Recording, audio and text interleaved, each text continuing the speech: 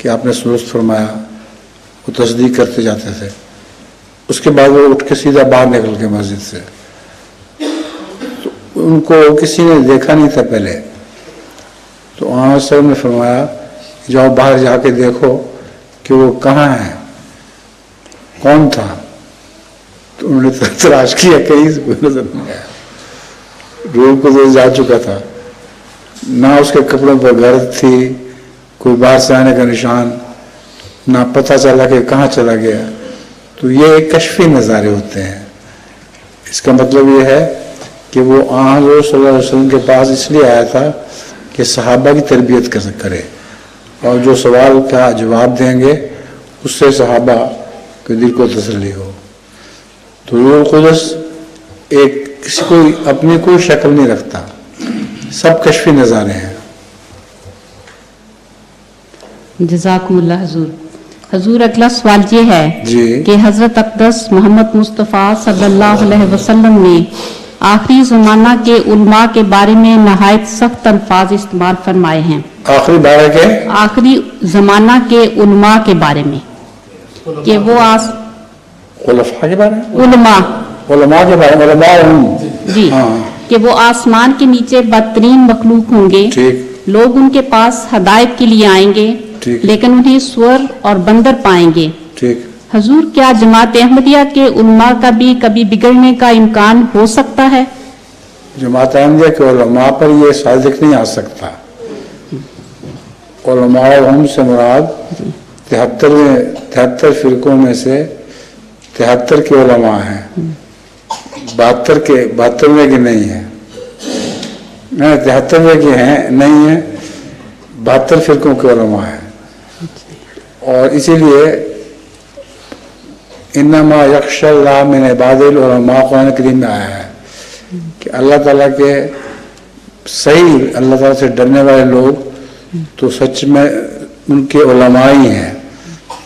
اور یہاں کچھ اور فرما دیا ہے، لیکن اس میں اس بات پر غور نہیں کرتے لوگ کہ وہاں علماء ہم فرمایا ہے. ان کو اپنی طرف منسوب نہیں کیا، اللہ کی طرف منسوب نہیں فرمایا، بلکہ وہ ان کے علماء ہیں. تو وہ ہیں جو فتنہ و فساد والے ہیں. اور سور اور بندر سے مراد یہ نہیں ہے کہ سچ مچ کے سور یا بندر بن گئے، ان میں سوروں والی صفات ہوں گی.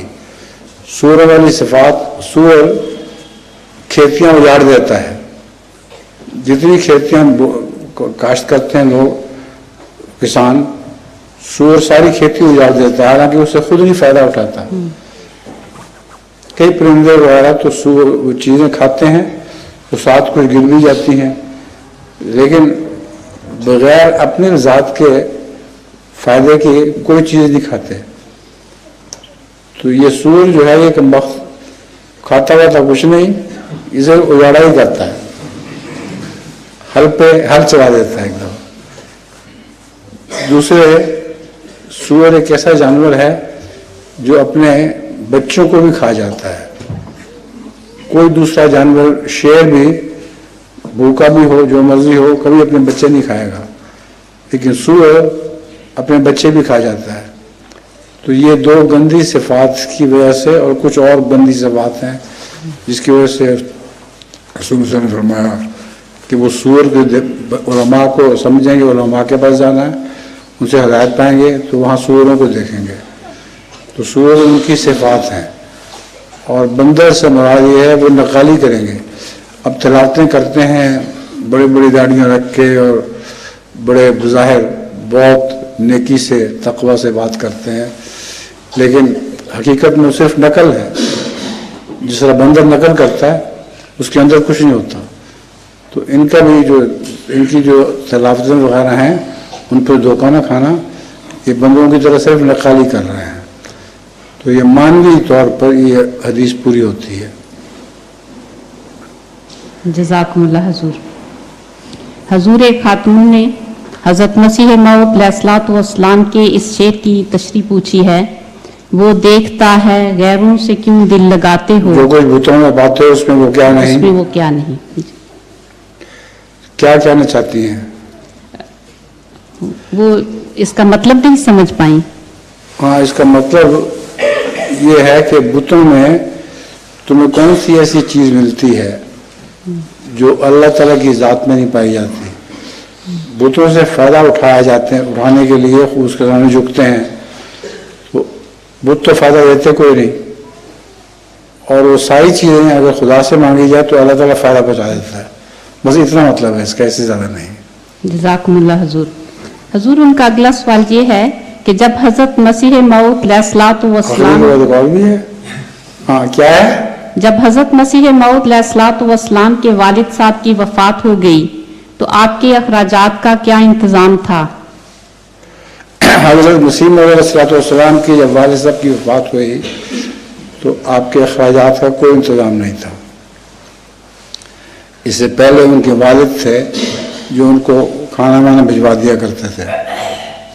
تو حضرت مسیح موعود علیہ الصلوۃ والسلام کو اس وجہ سے بہت ایک خوف پیدا ہوا, دل میں تجربہ پیدا ہوا, اور خیال آیا کہ اب میرا کیا بنے گا.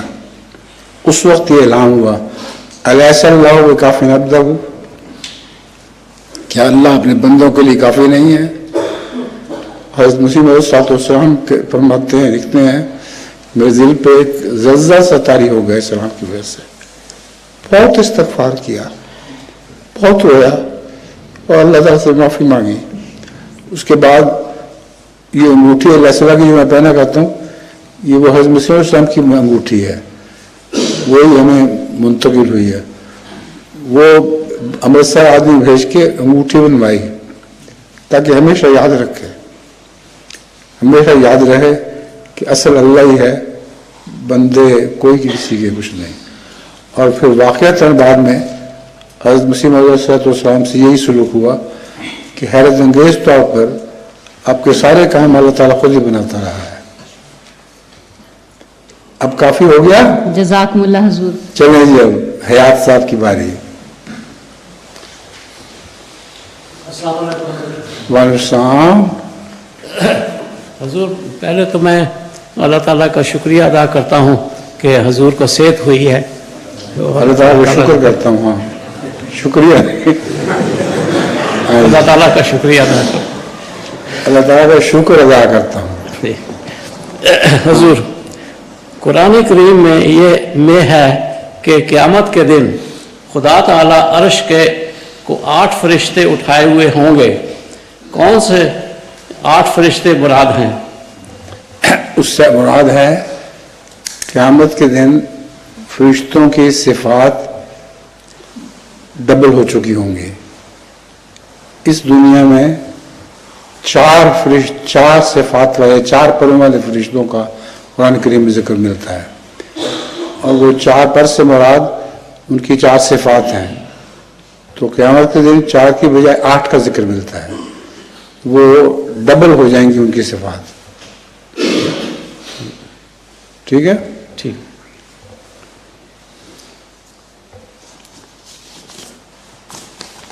اور حضور آج کل سائنسدان چوہوں پر تجربات کر رہے ہیں, اور وہ چاہتے ہیں کہ کیونکہ انسان کے جسم کی اندرونی ساخت اس سے ملتی ہے, اس کے بعض حصوں کو انسانی جسم میں استعمال کریں.